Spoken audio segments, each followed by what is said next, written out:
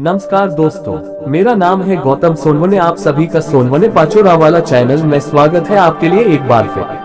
भगवान गौतम बुद्ध की कहानी लेके आया हूँ। सब्सक्राइब करो, कमेंट्स करो। चलो तो जल्दी से कहानी शुरू करे आइए। भगवान गौतम बुद्ध की इन बातों में छिपा है अशांत मन को शांत करने का मंत्र। आप भी जाने। चंचल मन को शांत करना बहुत जरूरी होता है, क्योंकि अशांत मन में कई सवाल होते हैं और यह इधर उधर भटक सकता है। गौतम बुद्ध मन को शांत करने के आयामों के बारे में बताते हैं। हम सभी जानते हैं कि व्यक्ति का मन बहुत चंचल होता है। यही कारण है कि मन अशांत रहता है और कई तरह के सवालों का जन्म भी अशांत मन के कारण ही होता है। यदि आप जीवन में शांति चाहते हैं तो इसके लिए जरूरी है मन को शांत करना। लेकिन मन को शांत कैसे किया जाए? गौतम बुद्ध से जुड़ी इस कहानी के माध्यम से आप जान सकते हैं कि मन को शांत करने का क्या तरीका है। इसमें भगवान गौतम बुद्ध द्वारा मन को शांत करने के आयामों के बारे में बताया गया है। जानते हैं इस कहानी के बारे में, जिससे आपका जीवन बदल जाएगा। मन को शांत करने की कहानी। बहुत चंचल होता है, यही कारण है कि मन अशांत रहता है और कई तरह के सवालों का जन्म भी अशांत मन के कारण ही होता है।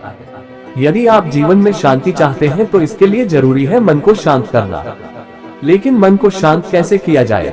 गौतम बुद्ध से जुड़ी इस कहानी के माध्यम से आप जान सकते हैं कि मन को शांत करने का क्या तरीका है। इसमें भगवान गौतम बुद्ध द्वारा मन को शांत करने के आयामों के बारे में बताया गया है। जानते हैं इस कहानी के बारे में, जिससे आपका जीवन बदल जाएगा। मन को शांत करने की कहानी। लड़का ऊपर देखता है और कहता है धूप दिख रहा है। बुद्ध उससे पूछते हैं कि अगर तुम लगातार धूप में खड़े रहोगे तब क्या होगा? वह कहता है मुझे अत्यधिक गर्मी लगेगी और शरीर में बेचैनी होगी। बुद्ध लड़के से कहते हैं कि अगर धूप में खड़े रहने से तुम्हें गर्मी लगती है तो इसमें दोष किसका है, सूर्य के ताप का या तुम्हारा? लड़का कुछ सोचने के बाद कहता है इसका जवाब आप भी बताएं। बुद्ध कहते हैं सूर्य का काम है ताप देना और ताप का काम है गर्मी लगना।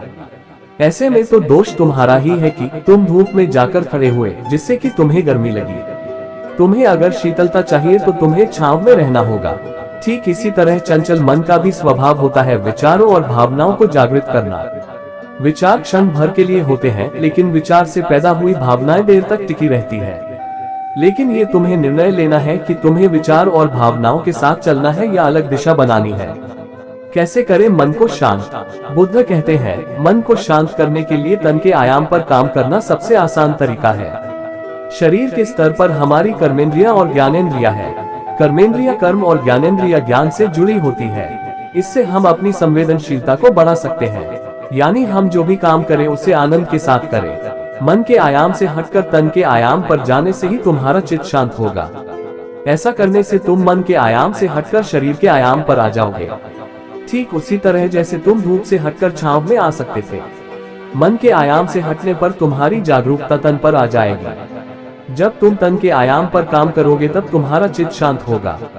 इसलिए हर काम को तन के आयाम पर करने से मन स्वतः शांत हो जाता है। अपने मन के विचार और भावना को नहीं बल्कि सुर को सुनो। लड़का बुद्ध से कहता है अपने भीतर के सुर को कैसे सुने? बुद्ध कहते हैं किसी शांत स्थान पर रहकर जहाँ शांति हो, तब अपनी आंखें बंद करो और मन के भीतर चल रहे शोर से हटकर भीतर के सुर को सुनने की कोशिश करो। सुर निरंतर चलता रहता है, लेकिन बाहर के शोर के कारण तुम अपने मन के भीतर चल रहे सुर को नहीं सुन पाते हो।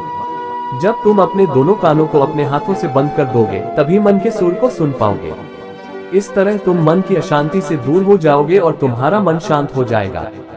चलो दोस्तों, तो भगवान गौतम बुद्ध की ये कहानी कैसे लगी कमेंट्स करके बताओ। मेरे चैनल पर नए हो तो सब्सक्राइब करो। नमस्कार।